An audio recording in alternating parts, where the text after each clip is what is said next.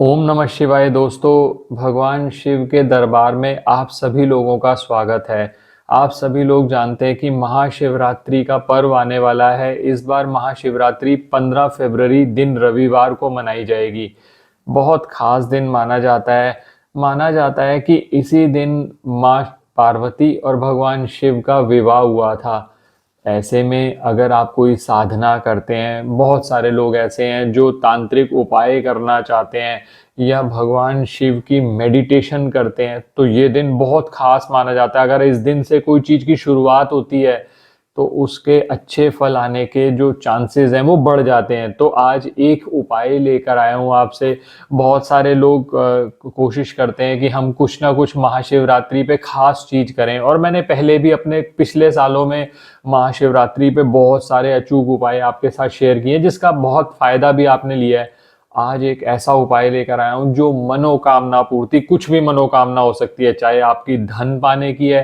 अब बहुत सारे लोगों के आजकल प्रश्न आते हैं कि सर विवाह में बहुत बाधाएं आ रही हैं, विवाह जब भी स्थापित करने जाओ बिल्कुल लास्ट मोमेंट पे ऐसा हो जाता है कि बात बिगड़ जाती है, और या फिर विवाह होने के बाद बहुत समस्याएं आ रही है। तो महाशिवरात्रि का दिन बहुत खास है। कोई भी इस पे उपाय कर सकता है, बस सच्चे मन से अगर आप उपाय करें तो भोले बाबा तो फल देने के लिए बैठे ही हैं। आपका काम है कि आपने इस दिन का लाभ उठाना है। तो कैसे ये उपाय करना है, क्या लॉजिक, किस ग्रह के हिसाब से हम उपाय कर रहे हैं, वो सब कुछ बताऊंगा। अंत तक हमारे साथ बने रहें। मैं विकास मल्होत्रा स्वागत करता हूं आपका लाल किताब एस्ट्रो सेंटर चैनल पर।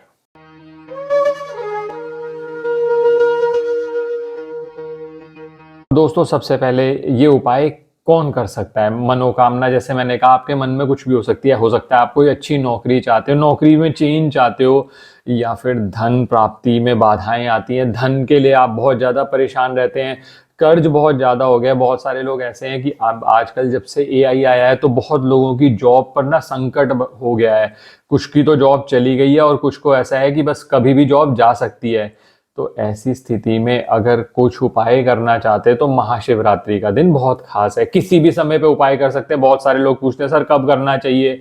भाई, महाशिवरात्रि का दिन तो ऐसा है कि आप किसी समय भी उपाय कर लो। बाकी जिन लोगों को नॉलेज है प्रदोष काल की, निशीत काल की, तो वो उस समय पर भी उपाय कर सकते हैं, कोई प्रॉब्लम वाली बात नहीं है। अब करना क्या है उपाय, पहले उसको समझ लीजिए। मनोकामना कुछ भी हो सकती है, पहले अपने मन में ले आइए। इंडिविजुअल उपाय करेगा। हाँ, ये है कि माता पिता अपने बच्चों के लिए अगर उपाय करना चाहे, कोई भाई अपनी बहन के लिए करना चाहे, या वाइस वर्सा, तो वो भी कर सकती है उसका स्मरण करते हुए। कैसे करना उपाय, पहले ये समझ लीजिए। इसमें करना क्या है, एक स्टील का लोटा या चांदी का लोटा पहले आपको चाहिए होगा। पहले सामग्री समझ लीजिए, फिर किस तरह से करना है वो बता देता हूँ। एक स्टील का लोटा या चांदी का लोटा, इन दोनों में से जो भी आपके पास उपलब्ध है वो आप ले लीजिए। अब इसमें करना क्या है, इस स्टील या चांदी के लोटे के अंदर कच्चा दूध डाल लीजिए। ये जो स्टील का लोटा होगा या चांदी का लोटा होगा वही लेना है हमने। बहुत सारे लोग तांबे का लोटा ले लेते हैं, पीतल का लोटा ले लेते हैं, फिर गड़बड़ हो जाती है उपाय में। तो ये दोनों ही में से ही कुछ लीजिएगा।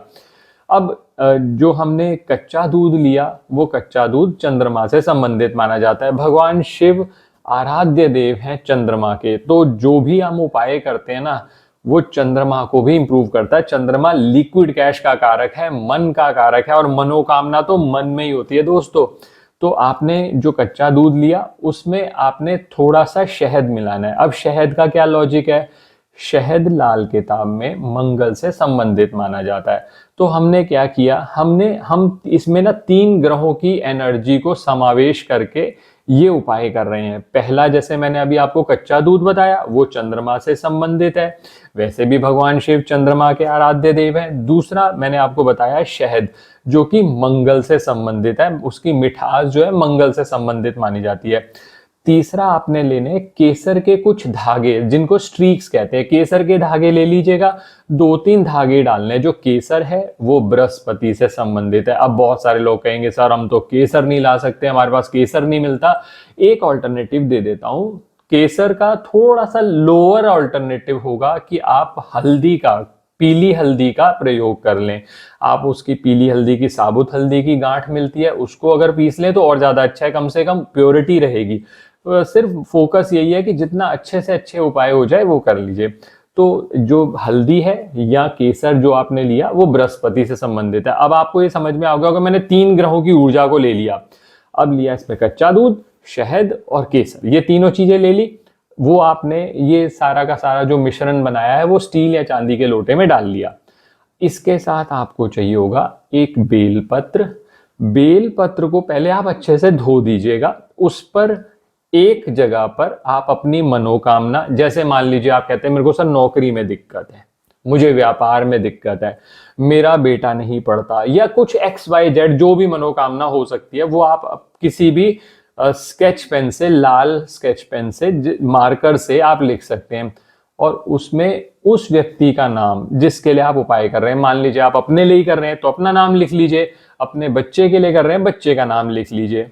अब ये बेलपत्र हो गया, और जो मिश्रण आपने बनाया था चांदी या स्टील के लोटे में, जो 3 चीजों का, वो लेकर आप किसी भी शिव मंदिर में जाइए, पहले वहां पर जल चढ़ा दीजिए। जल चढ़ाने के बाद ये जो आप मिश्रण लेके गए हो, इसमें एक चीज और ध्यान रखिएगा, कोई भी मिठाई जो आपको पसंद हो, जो आपके पास उपलब्ध हो, वो मिठाई घर से भी बना के ले जा सकते हो। कोई मिष्ठान भगवान को भोग लगाने के लिए भी ले जाना आपने। मान लीजिए आपने बर्फी ले ली, तो आपने एक स्टील का लोटा लिया, उसमें 3 चीजें डाली, साथ में एक बेलपत्र लिया जिसपे पहले से लिख के ले जाना, क्योंकि उस दिन मंदिर में होगी बहुत भीड़। लोग क्या करते हैं, सर मैं वहीं जाके लिख लूंगा मनोकामना, फिर इधर उधर से धक्के मिल रहे हैं, फिर परेशान हो रहे हैं। तो आप पहले से घर से लिख के ले जाइएगा। साथ में आपने मिष्ठान लिया, तो पहले जल चढ़ाया, जल चढ़ाने के बाद जो आप मिश्रण लेके गए हो वो मिश्रण चढ़ाओगे आप। फिर आप जो मिष्ठान लेके गए हो वो मिष्ठान आपने शिवलिंग पर रख दिया। उसके बाद जो बेल पत्र था आपके पास, वो बेल पत्र आपने पहले 1 सेकंड के लिए आप शिवलिंग पे रख दीजिए। दोस्तों जो जो चीजें ये चढ़ा रहे हो ना, चाहे पानी चढ़ा रहे हो, चाहे मिश्रण चढ़ा रहे हो, वो चढ़ाते हुए कहने की जरूरत नहीं है ओम नमः शिवाय। आप मैनिफेस्टेशन आपको करना पड़ेगा, ओम नमः शिवाय का जाप करते रहे, या भगवान शिव से प्रार्थना की कि जो मैं कार्य चाहता हूं, मेरा विवाह नहीं हो रहा इत्यादि जो भी है वो आप मन में निवेदित करिए। उसके बाद जो बेलपत्र आपने शिवलिंग पर टच कराया था ना, उसको वापस उठा लो। बाकी सब चीजें तो वही मिश्रण आपने चढ़ा दिया, मिठाई आपने वहीं छोड़ दी। ये जो बेलपत्र था, ये बेलपत्र अपने घर पे ले आइए, किसी भी लाल सूती कपड़े में से डाल लीजिए और कहीं पर भी इसे सुरक्षित रख दीजिए, जहां पर इसको छेड़ना नहीं है आपने।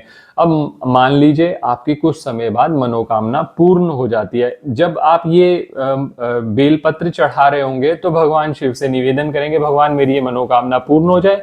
और जिस जगह पर आपने ये मनोकामना की थी, जब आपकी मनोकामना पूर्ण हो जाए तो वो बेलपत्र जो आपने रखा था अपने पास लाल कपड़े में, उसको आप जाकर उसी मंदिर पे दोबारा चढ़ा देंगे या उसी मंदिर में रख के आ जाएंगे।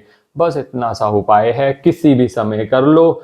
आप देखोगे जो बहुत समय से काम बन नहीं रहे थे, बार बार परेशानी आ रही थी, कर्ज की समस्या आ रही थी, उससे निजात आपको उसी दिन से स्टार्ट हो जाएगा। आप देखेंगे कुछ ना कुछ बदला, कुछ ऐसी पावर आई, भगवान शिव का समर्थन मिल जाए, भगवान शिव का आशीर्वाद मिल जाए, तो सारे काम वैसे ही बन जाते हैं। तो ये जरूर करिएगा। महाशिवरात्रि पर्व की आपको बहुत बहुत बधाई।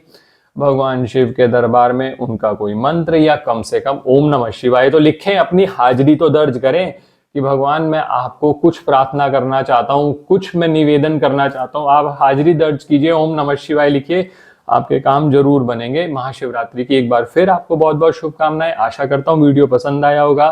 पसंद आया तो लाइक करें, किसी अपने व्यक्ति के साथ शेयर करें जिसकी मनोकामना बहुत समय से पूर्ण नहीं हो रही। करके देखिए, भगवान शिव तो ऐसी ऐसी चीजें दे देते हैं जो किसी ने सोचा भी ना हो, जरूर कार्य पूरा होगा आपका। धन्यवाद दोस्तों। किसी भी तरह के ज्योतिषीय परामर्श के लिए हमारी वेबसाइट पर विजिट करके अपॉइंटमेंट बुक कर सकते हैं, या जो नंबर रिफ्लेक्ट हो रहा है उस पर आप मैसेज कर दीजिए, नेक्स्ट डे तक आपके पास रिप्लाई आ जाएगा। धन्यवाद दोस्तों। ओम नमः शिवाय।